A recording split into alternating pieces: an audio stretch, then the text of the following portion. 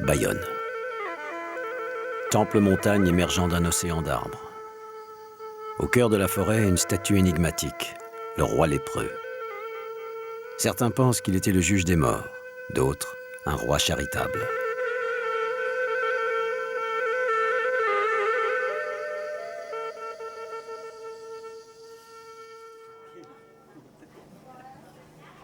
L'esprit du roi lépreux a parcouru les siècles pour investir le corps d'un médium cambodgien.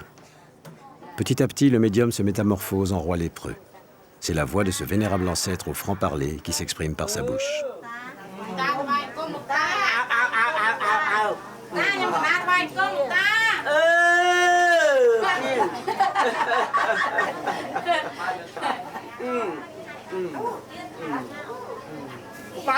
Aujourd'hui, je suis très heureux de revoir mes enfants.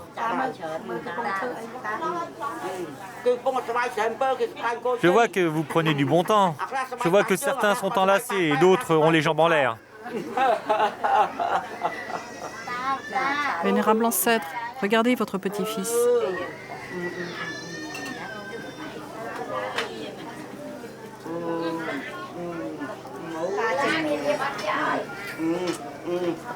Que les divinités du ciel et de la terre et les Borâmés protègent tes parents.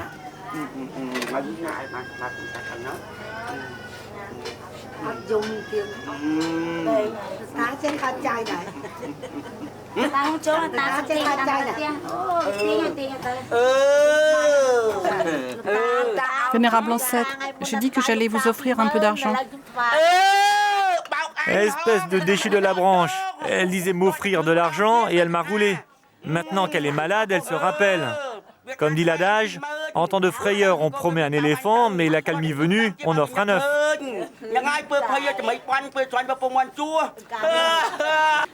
J'ai entendu dire que tu as emprunté de l'argent. Oui, à des gens et à mes enfants. Ce n'est pas grave si l'argent vient de tes enfants, mais il ne faut pas emprunter aux gens. J'ai toujours la gorge sèche. Tu n'as pas la gorge aussi sèche que ça. Je vous ai vu vous enlacer. Non, pas du tout. Ah, si tu me mens, tu retomberas malade.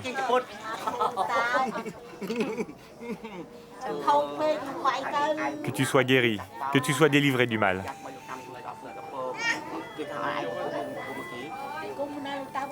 Mais comment faire? Je n'ai vraiment pas un sou. Que tu guérisses. Bientôt, tu vas avoir un gendre.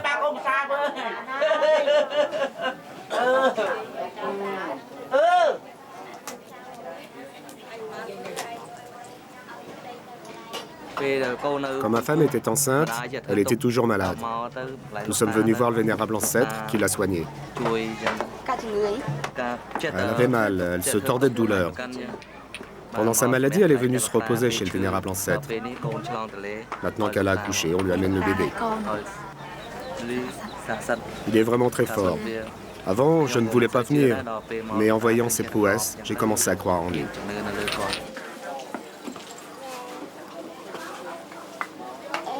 Lourn est à la fois médium, devin et guérisseur. Au Cambodge, il porte le titre de Kro. Kro Lourn n'est pas possédé que par l'esprit du roi lépreux. D'autres esprits viennent en lui, ceux de princes, de généraux, d'ermites, mais aussi des esprits féminins.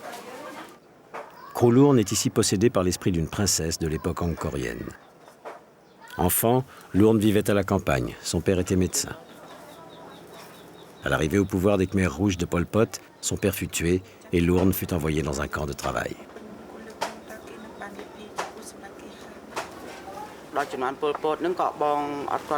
À l'époque de Pol Pot, je n'étais pas encore krou. Je bêchais la terre, je redressais les rues et les chemins des rizières. Je faisais toutes sortes de travaux en suivant les directives que l'on nous imposait. Sous Pol Pot, il n'y avait plus aucun krou. À cette époque, ces croyances étaient absolument bannies. Les Khmers rouges supprimaient tous ceux qui croyaient à ces choses-là. Ce n'est qu'à la fin du régime de Pol Pot que les krous réapparaissent. Les esprits des rois sont revenus siéger en nous pour aider à redresser la foi bouddhique, pour sauver un peuple qui était en perdition, qui commettait le fratricide. Les esprits vertueux de nos ancêtres, par l'intermédiaire des krous, ont aidé à apaiser les séquelles de ce massacre, afin que cela ne se reproduise plus jamais. À l'âge de 27 ans, l'esprit du roi lépreux est venu habiter en moi et il m'a donné le pouvoir de soigner les gens et de prédire leur avenir. C'était le début des années 80. Le Cambodge était dévasté par la guerre civile. La liberté de culte n'était pas encore établie. Tout au début, j'avais honte. Je n'étais pas moi-même lorsque j'étais possédé. C'était comme si mon esprit s'en allait et qu'un autre prenait sa place. J'accomplissais guérison sur guérison, ma réputation se faisait de bouche à oreille et les gens arrivaient de toutes parts. À cette époque, j'ai beaucoup souffert. On m'a emprisonné. On m'a jeté du haut d'une montagne parce que je pratiquais ces gestes bienfaiteurs, selon la doctrine du Bouddha. Altesse, pourriez-vous m'aider dans ma vie de couple? Je sais que tu as un grain de beauté sur le ventre.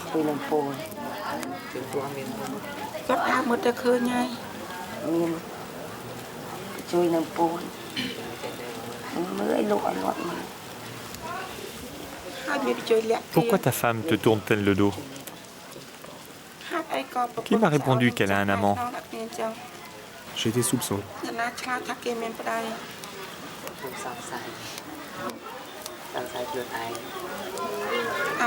Elle est malheureuse, ta vie. Pourquoi l'as-tu prise? Au début, je ne le savais pas. Maintenant, tu l'aimes vraiment? Oui, je l'aime, vénérable Krou. Ils vous ont séparés en utilisant les magies. Pourquoi veux-tu la récupérer? Si j'arrive à t'aider, je ne ferai que séparer l'autre couple. Si j'arrive à vous réunir, on vous séparera à nouveau.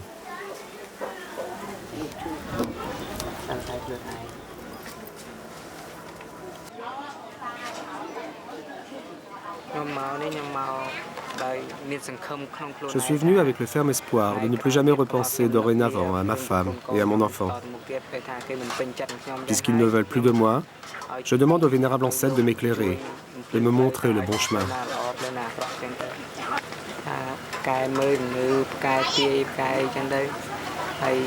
Il est fort pour soigner les maladies, pour la voyance et d'autres choses encore. Il a soigné et guéri beaucoup de gens.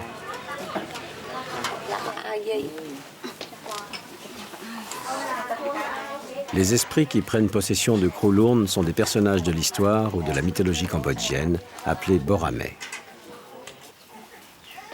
Durant la transe, Kro Lourn n'est pas maître de lui-même. Il n'est que le représentant terrestre auquel le Borame transmet ses pouvoirs. La possession terminée, Kro Lourn redevient lui-même. Il dit ne jamais se souvenir des paroles qu'il a prononcées lors de son état de transe.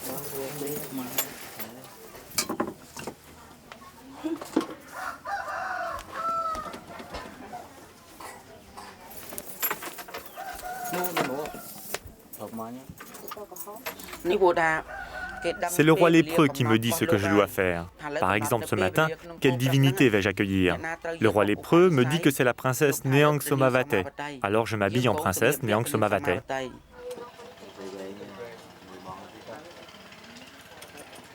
Certains médiums ne changent pas d'aspect quand ils sont possédés. Kro Lourn estime que représenter physiquement le Borame est une manière de l'honorer. Par ce travestissement, les patients ont d'autant plus l'impression de se trouver face à l'esprit en question.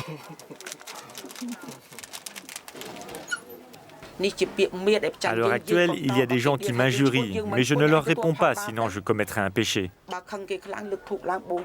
Lorsque je suis très en colère après la personne, je brûle des bâtons d'encens et j'adresse mes prières au Bouddha et à mes parents, afin qu'ils me rendent justice.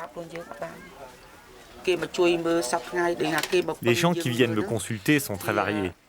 Il y a des commerçants qui veulent réussir. Ils me demandent de l'eau lustrale, des objets fétiches, et je leur donne. Il y a des couples qui se séparent et bien d'autres cas encore. Mais je ne prodigue que le bien. Si on me demande de faire le mal, je réponds catégoriquement non. Certains me demandent « Faites qu'un tel meure et je vous offrirai de l'argent ». Je leur réponds que je ne veux absolument pas de cet argent. Je ne recherche que la justice.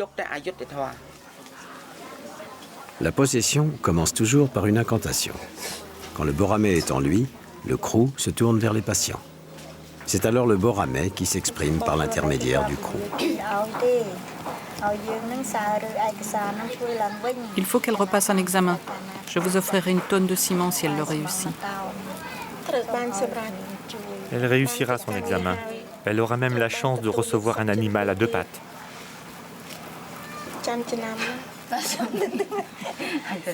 Est-ce qu'il deviendra son mari destiné? Destiné ou pas, ce sera ainsi. Elle va le rencontrer dans les jours prochains.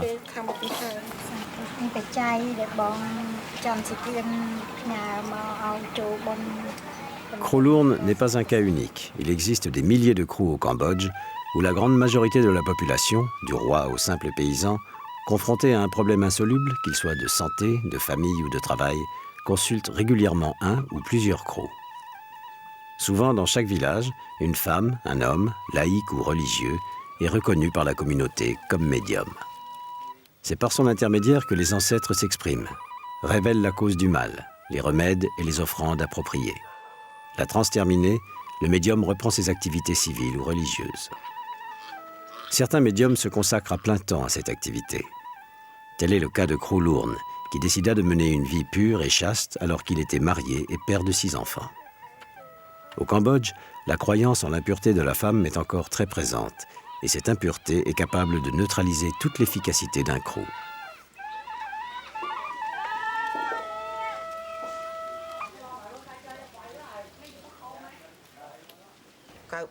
En 1994, j'ai réalisé que je ne pourrais plus garder mon épouse, que je ne pourrais plus être son mari et l'aimer comme avant.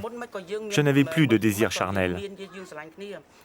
Si elle avait été d'accord pour vivre chastement à mes côtés, je l'aurais gardée avec plaisir, mais je n'avais pas le droit de lui interdire de se remarier, car elle avait tout naturellement encore besoin de satisfaire ses propres désirs. Alors, Krolurn se sépare de sa femme et la remarie à un jeune homme qui lui donne 2 nouveaux enfants.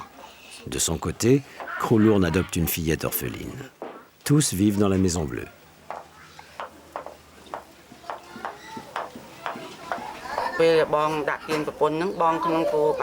Lorsque j'ai quitté et offert ma femme, je voulais qu'elle soit libre, comme une jeune fille. J'ai pris à ma charge mes 6 enfants. Ce sont les enfants de ma chair. Ce sont les femmes âgées qui vivent avec nous, qui prennent soin d'eux pour les repas et les bains. Elles se chargent de les élever à ma place. Moi, j'ai quitté ma vie de couple pour me vouer à la religion du Bouddha et au bonze. J'ai profondément foi dans l'enseignement de notre Bouddha.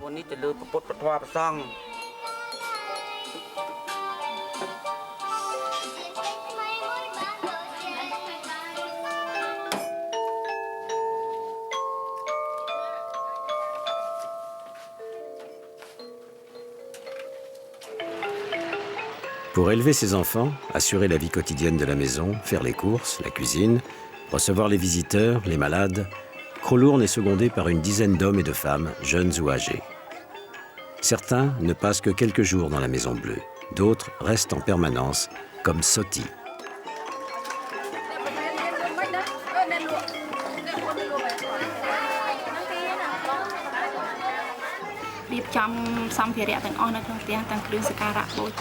Je m'occupe de tous les travaux de la maison, ainsi que des préparatifs de fêtes religieuses organisées en l'honneur des esprits.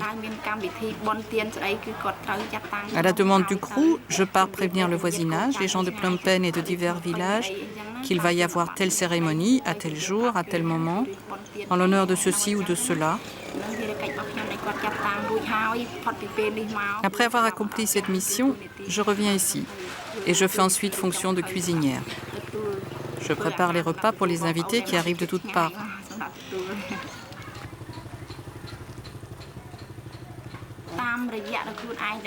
J'avais l'habitude d'aller par-ci par-là, faire des offrandes et des prières lors des fêtes religieuses. Lorsque j'ai rencontré le crew, je l'ai observé et j'ai découvert qu'il était quelqu'un de sincère, pur et fervent adepte de la religion bouddhique khmer. J'ai éprouvé de la sympathie pour lui et depuis, je suis prête à vivre et à mourir à ses côtés. Je le considère comme mon père.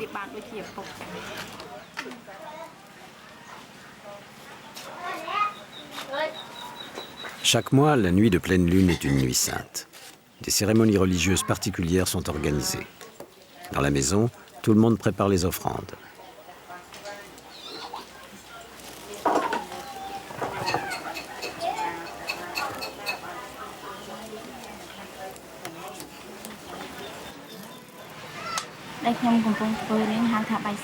Je suis en train de faire ce qu'on appelle un baissé. À chaque grand jour saint, il est indispensable de faire des baissés. Il représente le Bouddha. Toutes ces connaissances dans l'art des offrandes ont été acquises par nos mères et transmises de génération en génération. Ce sont les esprits qui ont montré et expliqué aux personnes dont ils prenaient possession comment préparer ces offrandes.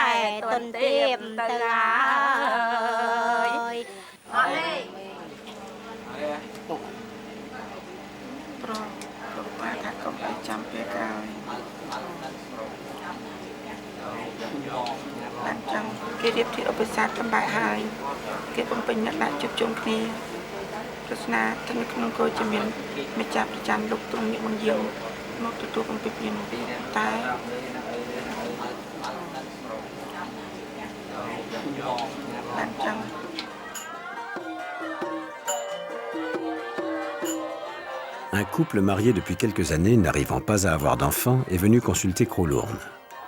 L'esprit d'un général de la police décédé a indiqué que la date de leur mariage était en contradiction avec leur date de naissance respective. La solution préconisée par l'esprit est d'annuler ce premier mariage et d'en refaire un nouveau à une période favorable, comme cette nuit de pleine lune.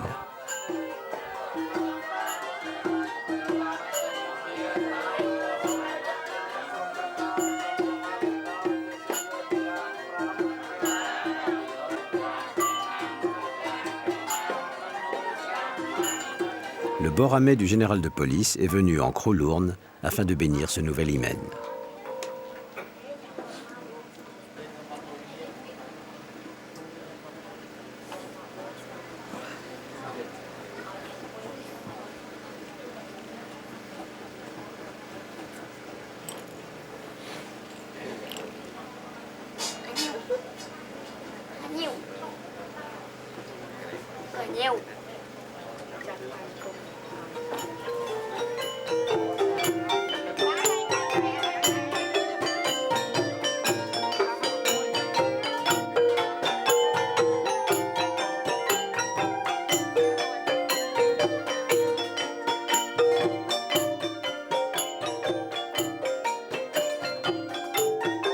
Le Crow, possédé par une princesse, danse.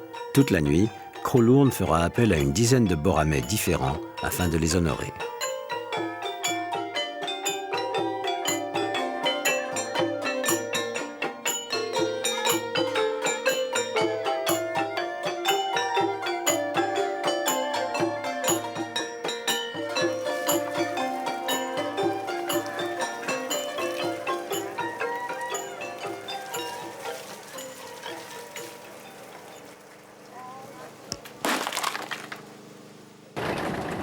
Chaque année, Crowlourn, accompagné de disciples et fidèles, se rend en pèlerinage au temple d'Angkor, lieu sacré de la spiritualité cambodgienne, fruit de la rencontre au 7e siècle de l'animisme des populations indigènes avec l'hindouisme, puis le bouddhisme.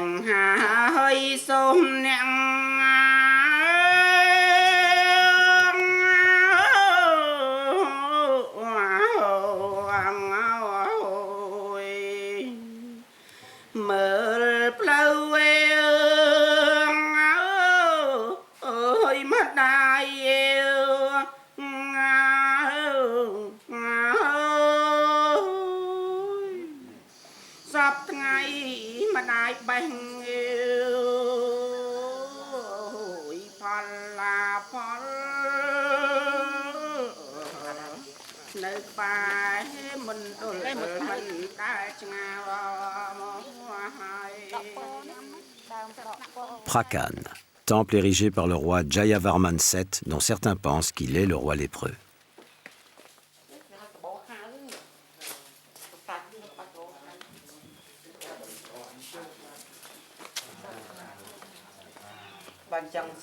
Vous tous qui êtes ici en ce temple, vous voyez ici un linga et un yoni, qui sont nos bienfaiteurs. Je viens en me prosternant, vous vénérez, Père et Mère, Dieu Shiva. Je suis votre humble représentant. J'ai réalisé mon vœu le plus sincère en abandonnant tout pour servir la religion et la patrie. Je prie pour que notre pays, le Cambodge, ne connaisse plus la guerre.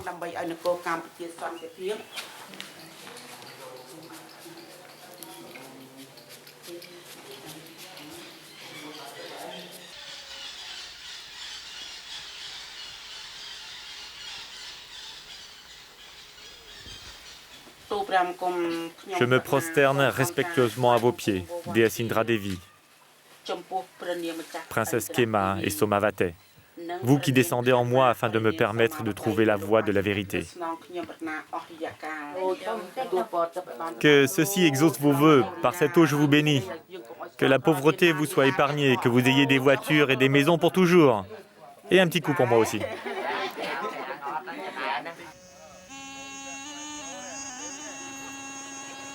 Aujourd'hui, le Cambodge a retrouvé une totale liberté de culte, mais la situation économique et sociale demeure incertaine.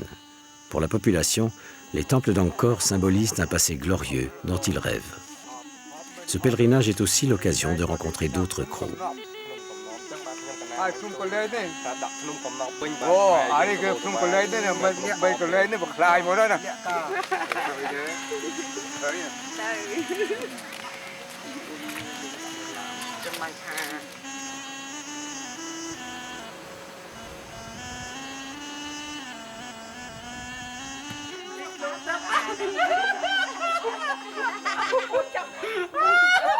Où as-tu mon bâton serpent qui va te piquer? Magie contre magie, il y a de l'eau sacrée dans cette cruche, ne fais pas la maline. Le serpent va te l'enlever.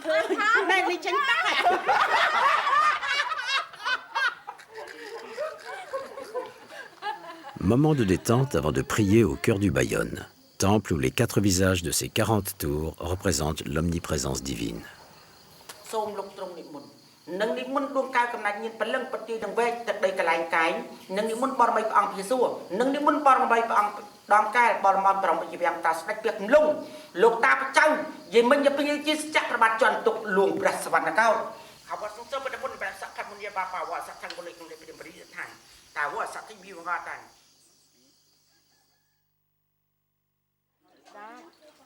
Après une semaine de pèlerinage, retour à la Maison Bleue, où les malades attendent.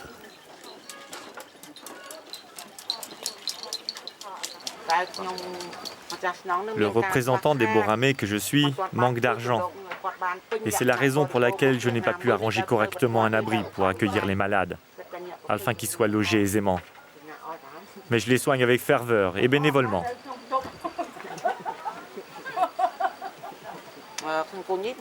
Quant à cette jeune fille, elle est possédée par un démon qui l'étouffe. Sa guérison est possible, mais ce sera un peu long.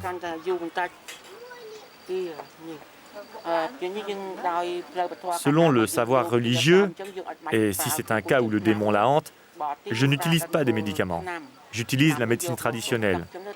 Je trempe dans l'eau les composants du bananier, je mélange le tout, je fais des prières et j'arrose la personne pour la guérir. C'est ce que j'ai fait pour cet homme qui est guéri maintenant. Le démon l'avait beaucoup torturé. Il m'a fallu 2 mois pour obtenir sa guérison.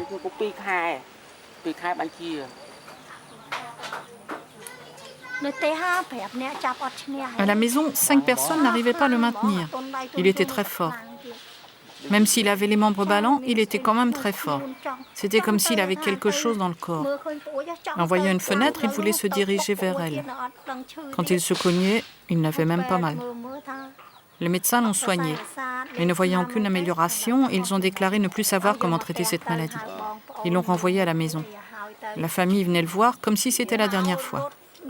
En arrivant ici, il courait et tombait de manière désordonnée. Depuis qu'il est arrosé par le vénérable ancêtre, il va beaucoup mieux maintenant, n'est-ce pas? Oui, il va beaucoup mieux.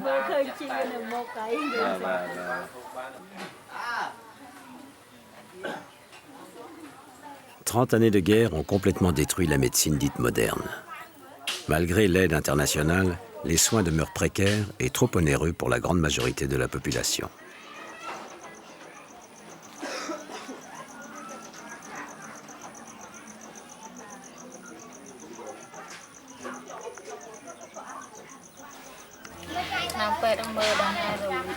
On a vu des médecins pour cette maladie et les médicaments des hôpitaux n'étaient pas efficaces. Pareil pour les médicaments traditionnels khmer. On en a pris et aucun n'était efficace. Il avait toujours mal dans la poitrine, il était oppressé, rien ne passait. Lorsqu'il a été arrosé, ça allait mieux. C'était comme si le mal se décrochait. Il était soulagé. Il est atteint de folie. On ne pouvait le guérir. Sa mère l'a amené ici. Le vénérable ancêtre s'engage à le soigner et à le nourrir. Il ne sait pas ce qu'il dit. Il est incapable de vous dire son nom. Il n'y a que sa mère qui vienne le voir, mais très rarement. Environ une fois par mois ou tous les 2 mois.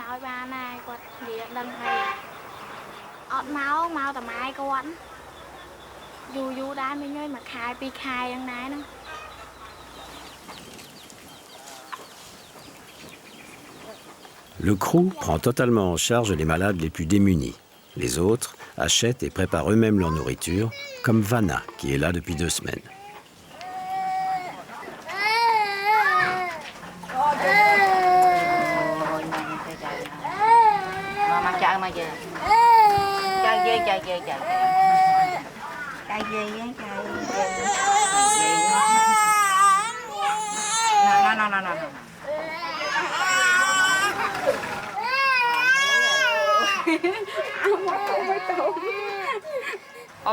Au début, je venais d'accoucher de celui-ci. Il avait à peine 8 jours. Je suis tombée malade.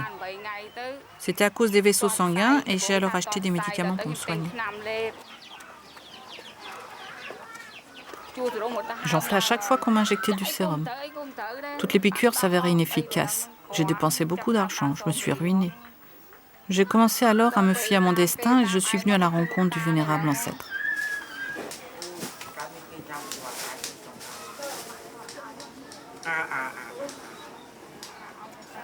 Je n'ai rien à vous donner pour l'instant, vénérable ancêtre, mais lorsque j'aurai quelque chose, je vous l'offrirai.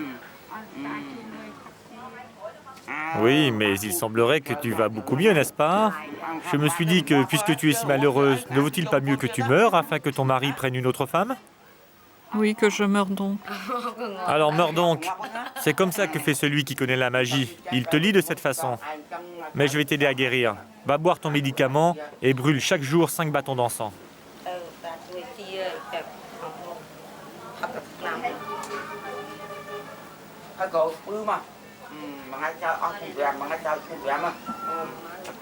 Quand mon mari reviendra-t-il, vénérable ancêtre? Je l'ai envoyé chercher 10 sacs de ciment pour vous et il tarde. N'aie aucune crainte. Vénérable ancêtre va t'aider. Je te recommande de faire attention à une femme à la peau très mate.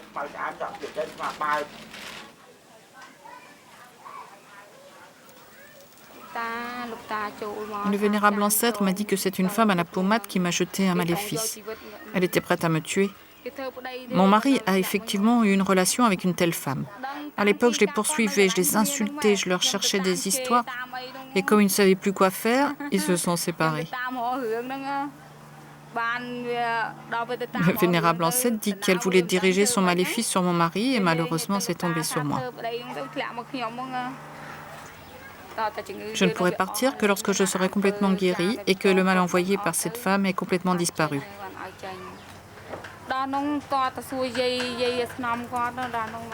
À ce moment-là, je demanderai aux grand-mères qui sont ses servantes ce que je dois lui donner. Mais maintenant, je ne sais pas encore.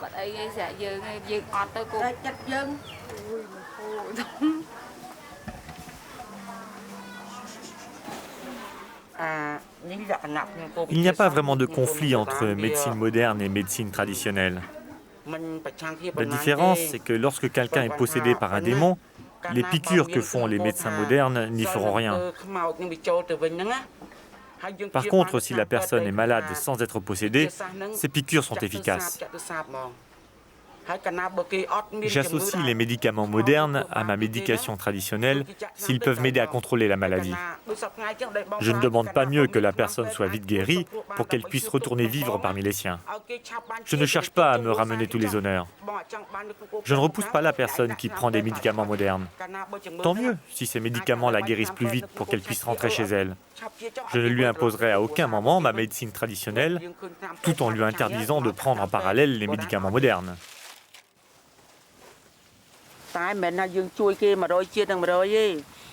Je n'obtiens pas 100% de guérison, j'ai environ 40% de réussite.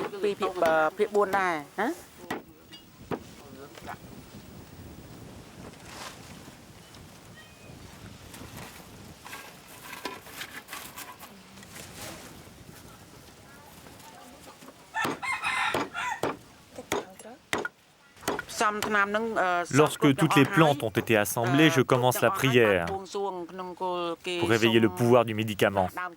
J'invoque tous les Boramé pour qu'ils me viennent en aide.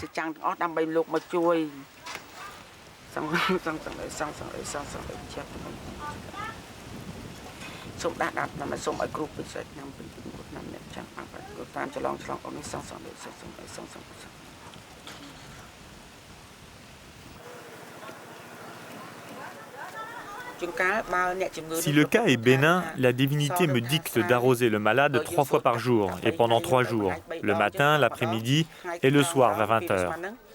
Certains, au bout de 3 jours, sont guéris et pour les réticents, j'utilise la médecine par les plantes. Je demande au Boramé quelles plantes utiliser. Je les mélange toutes ensemble dans l'eau croupie et j'arrose les malades. Il y a différentes façons d'arroser. Pour les cas moyens, c'est-à-dire ceux qui ont offensé leurs ancêtres, on les arrose sur les marches de l'escalier. Pour ceux qui sont possédés ou ont reçu un maléfice, on les arrose devant le temple. Pour les fous qui se dénudent, on les arrose avec l'eau de la jarre qui est placée au bord de l'eau. D'après les croyances, l'eau sert à délivrer la personne du mal. Avec l'écoulement de l'eau, les maux se détachent du corps, ils s'en vont tous. On se sert indifféremment d'une cruche ou d'un seau. On arrose avec la cruche une personne dont l'année a été parsemée d'obstacles. En brisant la cruche, tous les obstacles sont définitivement rompus.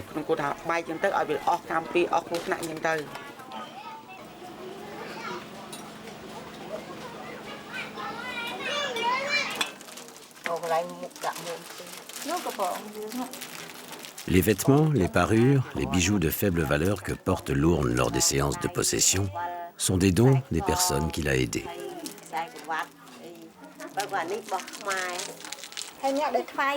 La personne qui a offert ses parures allait passer son baccalauréat en Amérique. Le crew lui avait prédit son succès. Elle a eu son examen et elle lui a offert ses parures. C'est moi qui ai la charge de donner les offrandes aux vénérables ancêtres.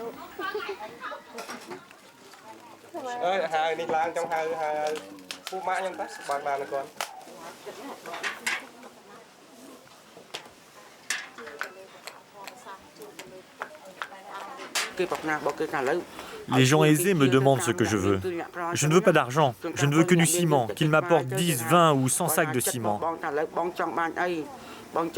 Pour les pauvres qui n'ont rien à offrir, il m'arrive de leur rendre l'argent qu'ils m'avaient offert. Dans un premier temps, je l'accepte pour l'offrir aux esprits. Ensuite, je le leur rends pour qu'ils puissent retourner chez eux. Depuis 13 ans, j'ai participé à la construction de routes, d'écoles. Plus de 168 ouvrages au total.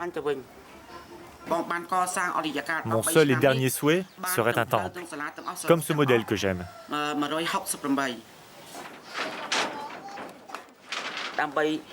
Je voudrais y faire graver mes pensées pour que les futures générations apprennent qu'il ne faut jamais faire le mal, que l'on ne doit pas être cupide et qu'elles évitent la folie meurtrière. Quand j'aurai fait ça, alors je pourrai mourir.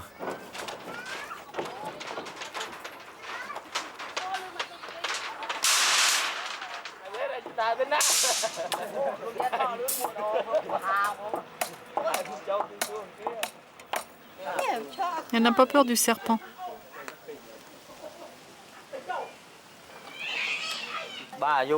Ce boa a 12 ans.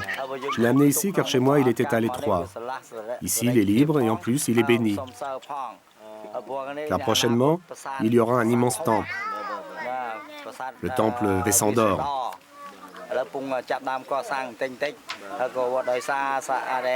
Il va être construit grâce aux dons des diverses associations cambodgiennes en Amérique.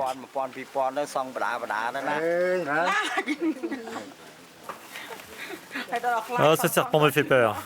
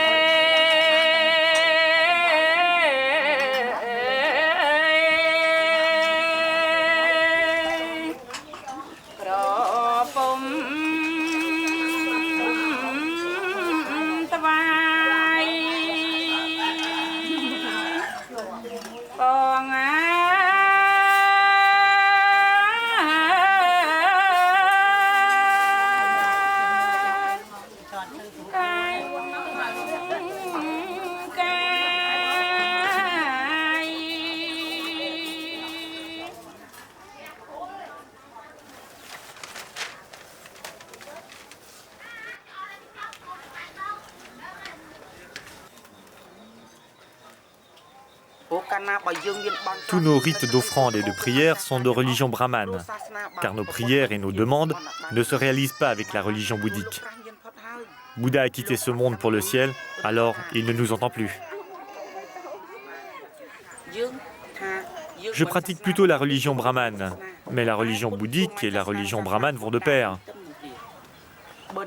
Si un assassin supprime la vie d'un homme, est-il conscient de la grande douleur de son épouse et de ses enfants? Il a commis un grave péché qui criera vengeance dans la vie future. Le roi lépreux ne veut pas que l'on fasse le mal. L'esprit du mort poursuivra son malfaiteur et réclamera vengeance. Il périra de mort violente, de la même manière que sa victime.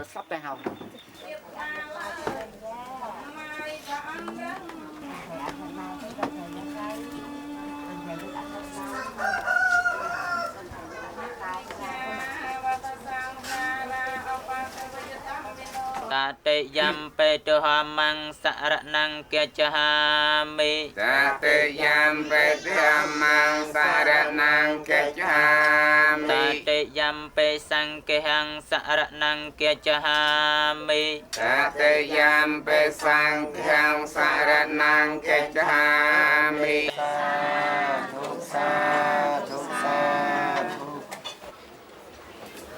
Krolourn n'est pas le chef d'une secte.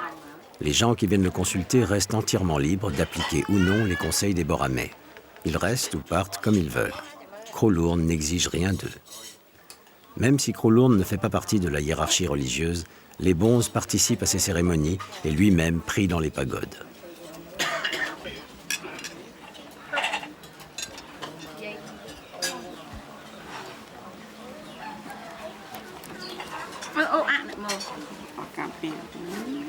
Cherchez-moi 2 autres personnes, il me manque 2 soldats pour entourer le roi. Venez, venez.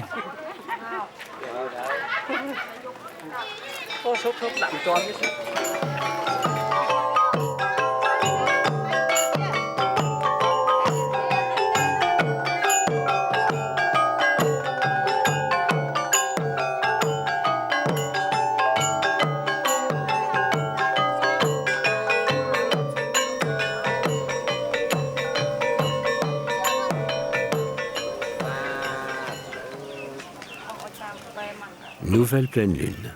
Krolourn est le représentant d'un Borâmais, chef de l'armée, qui avec ses soldats combat les mauvaises influences.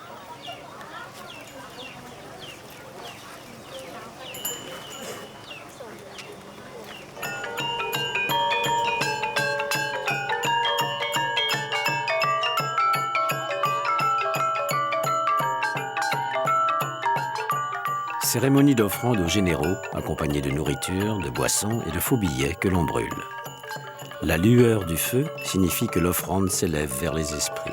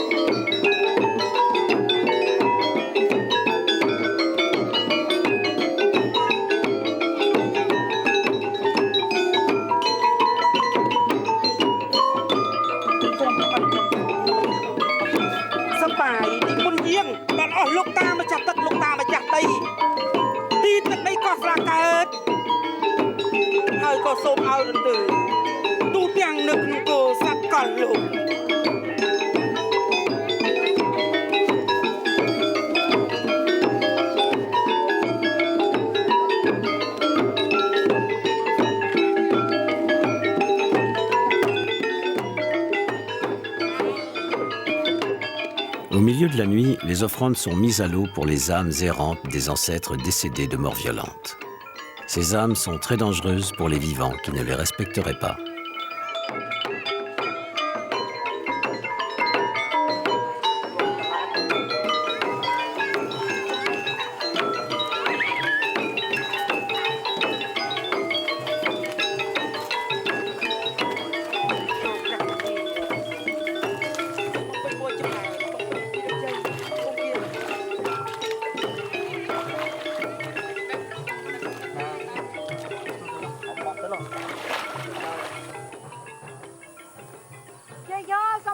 Victoire! Le bateau du soleil levant s'en est allé droit devant. Cela s'est réalisé comme le souhaite notre Père.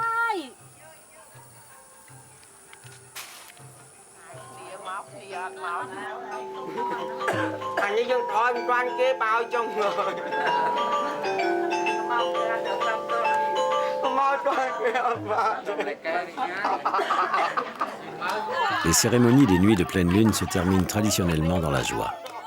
Une personne choisie pour son sens du comique parodie sa possession par l'esprit d'une fillette. Elle refuse de partager les fruits qu'on lui donne.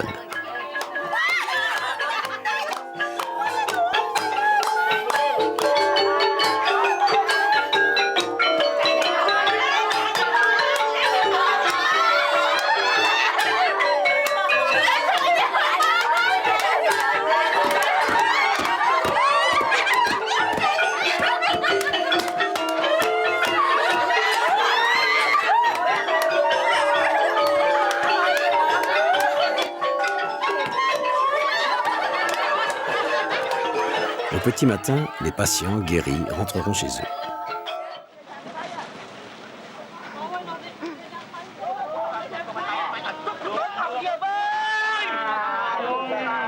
Quelques mois plus tard, en pleine nuit, un incendie ravage la Maison Bleue.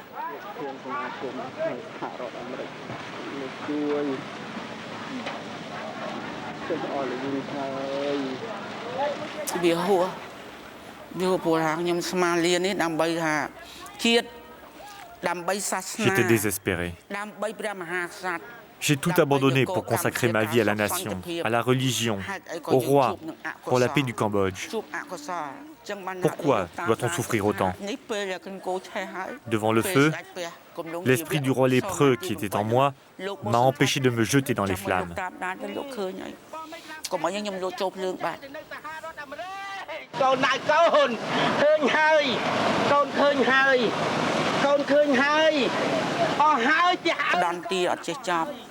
Peut-être, dans une vie antérieure, ai-je fait le mal en brûlant la maison de quelqu'un. Mais dans cette vie, je n'ai fait que le bien. J'ai participé à la construction de 168 édifices.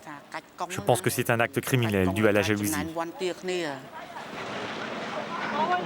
Aucune des 40 personnes présentes dans la maison cette nuit-là n'a été brûlée. Mais de la maison du Krou, il ne restait plus qu'un tas de cendres. Certains détracteurs affirmèrent alors que le Krou n'était pas si fort puisqu'il n'avait pas su prévenir le sinistre. Mais les proches, comme Soti, restèrent. Il fallait reconstruire des abris pour la famille, les amis, les malades.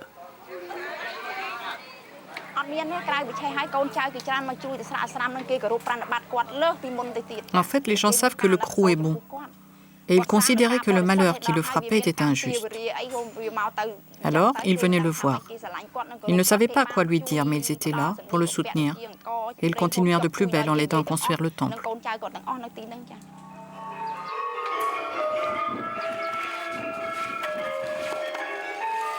Après 2 années de travaux et beaucoup de dons sous forme de sacs de ciment, le rêve de Krulurn est presque réalisé. Le temple Vesandor, à l'architecture d'inspiration angkorienne, se dresse majestueusement sur les rives du Mékong.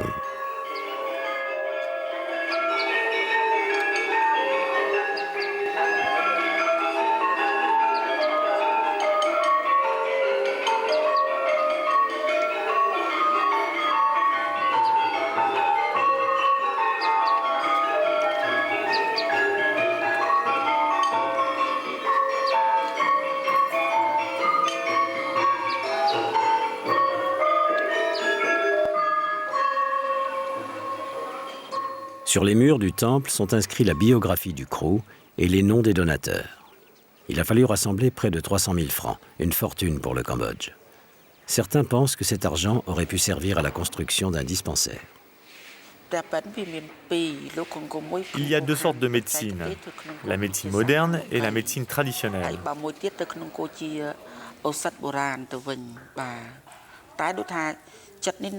J'ai soigné beaucoup de malades avec l'aide des esprits de nos ancêtres. Ce temple est érigé en leur honneur.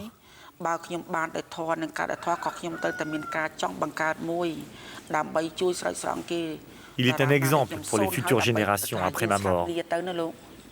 Mais je n'ai pas les moyens de construire aussi un dispensaire.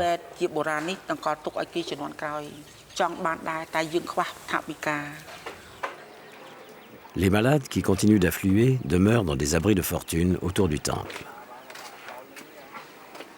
Le Kru ne tient aucun registre, mais il se souvient. Et dans la mesure du possible, il se tient informé du devenir de ses visiteurs et patients.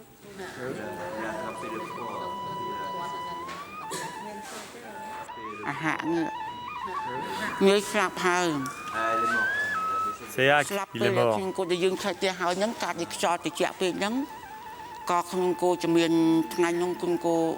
Après l'incendie, il a fait très froid. Tous les malades ont été sauvés, mais lui a attrapé froid. Et il en est mort.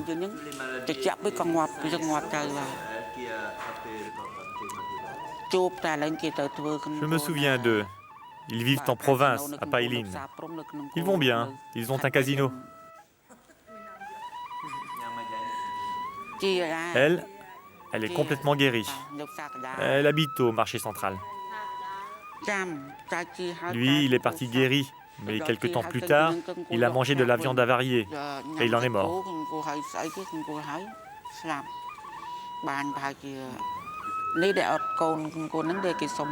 Ce couple s'était marié à une date néfaste.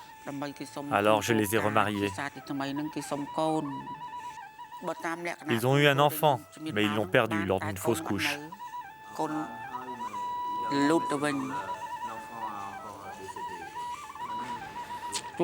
Elle est complètement guérie. Au début, elle venait toutes les semaines, et puis tous les mois. Elle est repartie en province.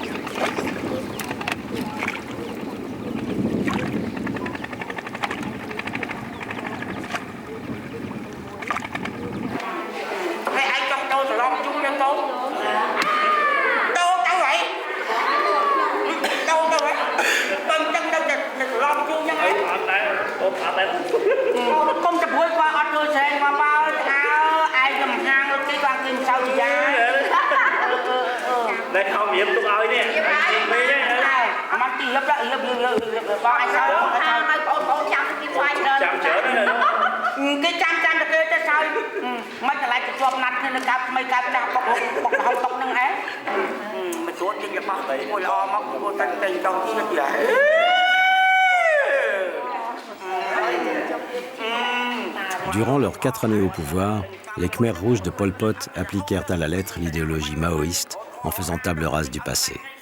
Ils tuèrent des millions de leurs compatriotes, coupables selon eux de l'aliénation du reste de la population.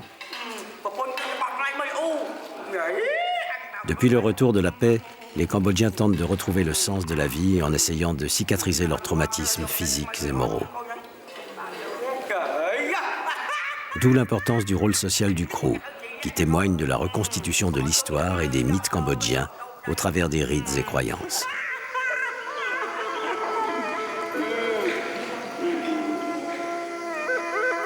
L'esprit du roi lépreux symbolise, pour une grande partie de la population, un être juste et charitable, vertu réconfortante devant les incertitudes liées à l'avenir du pays.